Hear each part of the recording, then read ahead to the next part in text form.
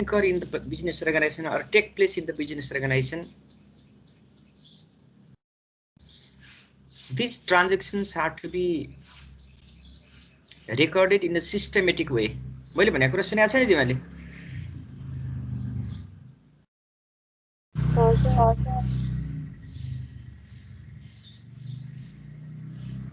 अनि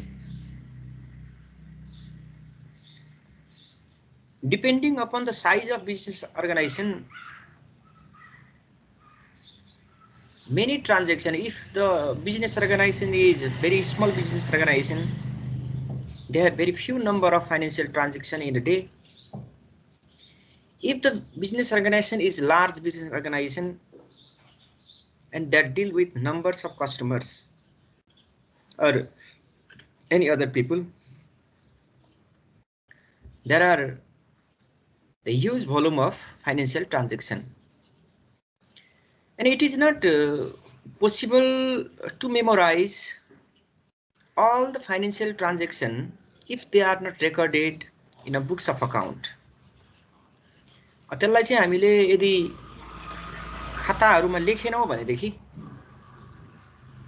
books of अकाउन्टमा लेखेनौं भनेदेखि त्यो बिर्सिने सम्भावना हुन्छ.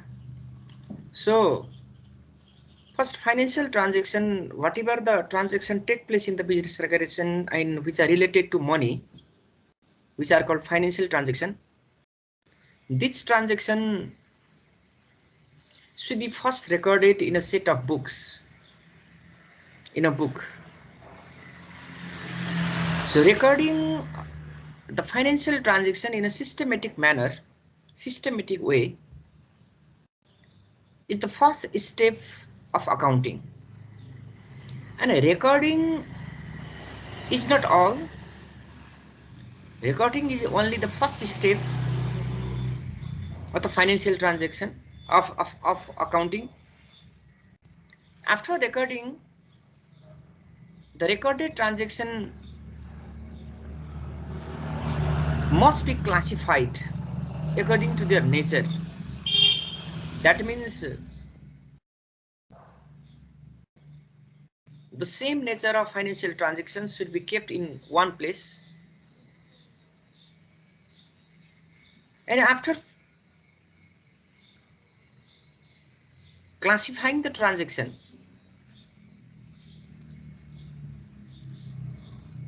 at the end of the accounting period, based on the recorded and classified transaction, the summary of the financial transaction is ascertained, which is also known as preparation of final account. Trial balance is prepared, trading and profit loss account and balance sheet is prepared. This is the summary, because you have hundreds of thousands of transactions in a accounting period, and all hundreds of thousands of transactions are summarized in one page. Okay, so there may be purchases many times, 200 times, 300 times purchases may be there in the business organization, but what you write in trading account or income statement, you just write purchase only. Only one word purchase is written, and that is shown in trading account. This is called summarization.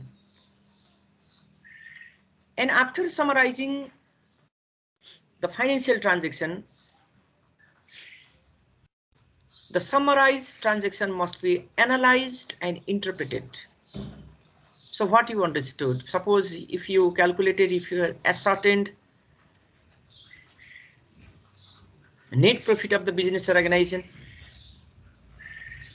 and you prepared balance sheet of the business organization. So why net profit is decreasing? Last year you earned more net profit than this year. So you analyze, you interpret, and different types of analysis tools are used, like ratio analysis and other tools. And after analysis and interpretation of financial accounting information, the accounting information is communicated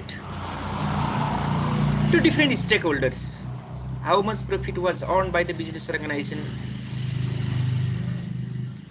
and what is the financial position of the business organization. All these things are communicated to internal and external users of the accounting information. The internal users are employees, management, shareholders. These are the internal users. And external users of the accounting information are government, suppliers, lenders like bank and financial institutions, and members of the society, and many more. So these all are called what? The recording process of accounting events, which is called also known as accounting cycle. So why is it called accounting cycle? Because once you complete the one cycle, one process, once you complete all 6 steps, again the first step repeats and same thing comes again and again. So this is why this process is known as what? Accounting cycle. So accounting cycle or accounting process starts from identification of financial transaction. Second step is what? Can you read the second one?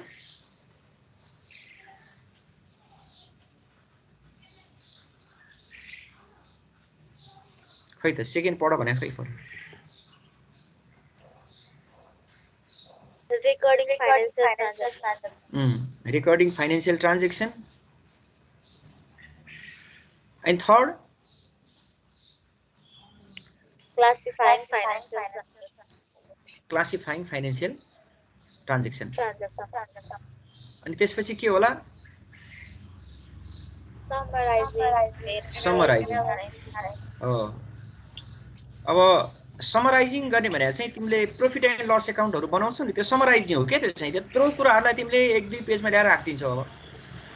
अनि analysis गर्ने भने चाहिँ नाफा किन कम भयो, किन बेसी भयो, खर्च किन बढ्यो, किन हाम्रो परफर्मेन्स के छ, हैन, हामीले उधारमा बेचेको सामानको पैसा कति दिनमा उठायौं, त्यो कुराहरुलाई हामी चाहिँ के गर्छौं भन्दाखेरि रेशियो आदि कुराहरु राखेर हामी एनालिसिस गर्छौं, इन्टरप्रेट गर्छौं, यस्तो भइरहेछ भनेर अनि अर्को पल्ट सुधार्ने काम गर्छौं. अनि त्यसरी निकालेको यो फाइनान्शियल इन्फर्मेसनलाई चाहिँ अनि अब युजर हुन्छ, भित्रका युजर, बाहिरका युजर, हैन, इन्टर्नल एक्सटर्नल युजरहरु हुन्छ, तिनीहरुलाई हामी के गर्छौं भन्दाखेरि कम्युनिकेट गर्छौं, हैन. यसलाई भन्छौं हामी रेकर्डिङ प्रोसेस अथवा अकाउन्टिङ प्रोसेस अथवा अकाउन्टिङ साइकल भन्छौं. यसलाई अकाउन्टिङ साइकल किन भन्ने रहेछ भन्दाखेरि यो फाइनान्शियल ट्रान्ज्याक्सन आइडेन्टिफाई गर्ने देखि लिएर कम्युनिकेट गर्नेसम्मको काम एकपल्ट गरेर सकिने काम त भएन. यो त गर्दै साइकलको पाङ्ग्रा के हुन्छ, घुम्दै अब साइकल भने एउटा चक्र न हो यो त. साइकल भने चक्र भने घुमिरहने भने हो त. कम्युनिकेट गर्यो, फेरि अर्को ट्रान्ज्याक्सन आउँछ, फेरि रेकर्ड गर्यो, फेरि क्लासिफाई समराइज, हैन. यो प्रोसेस त के हुन्छ भन्दाखेरि these are the process of recurrence nature क्या, फेरि भइरहने हो यो त. त्यसकारणले यसलाई के भन्छौं हामी भन्दाखेरि अकाउन्टिङ साइकल पनि भन्छौं. अघि यो चाहिँ अकाउन्टिङ इभेन्टलाई कसरी गर्ने भन्ने हो. अब सबभन्दा पहिला हामीले अघि के भन्यौं भन्दाखेरि once the financial transactions are identified and these are to be recorded. मैले अघि नै भने एकपल्ट फाइनान्शियल ट्रान्ज्याक्सन हो, this transaction has been expressed in monetary value भनेपछि this is to be recorded in account भनेपछि त्यसलाई रेकर्ड गर्नु पर्यो. रेकर्ड केमा गर्ने त भन्दाखेरि रेकर्ड गर्ने पहिलो स्टेपमा काम हामी केमा गर्छौं भन्दाखेरि you make the record of financial transaction in journal. Okay, so journal is the first step of accounting process. Okay, and what is journal? Journal is what? The book of original entry, under which, in which all the financial transactions recorded at first in a chronological order. Okay, chronological order means in order of date. Okay, so it is what? Why journal is called book of original entry? Can anyone answer my question? Why journal is called book of original entry?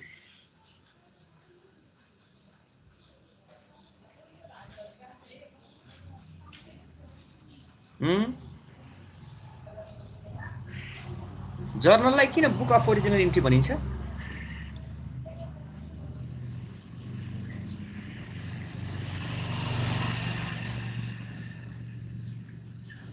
मैले बोलेको कुरो नसुनेको कि अल्छी लागेको बोल्नलाई? सुनिरहेको छ। अनि तिमीहरू श्रोता मात्रै हो त?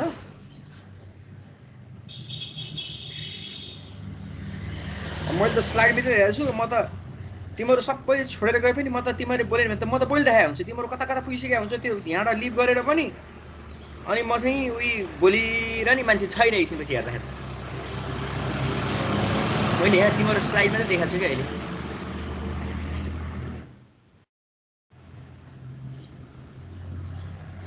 मैले सोधेको क्वेसन तिमीहरूलाई के थियो भने यो जर्नललाई किन बुक अफ ओरिजिनल इन्ट्री भनेको होला भनेर सोधेको क्या मैले। ल भन त, जर्नललाई किन बुक अफ ओरिजिनल इन्ट्री भनेको होला? भन त, कसरी भन्न सक्छ?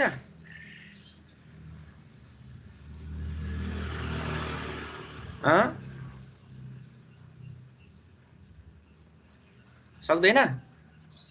ओरिजिन भने के होला भन? ओरिजिन भने के हो?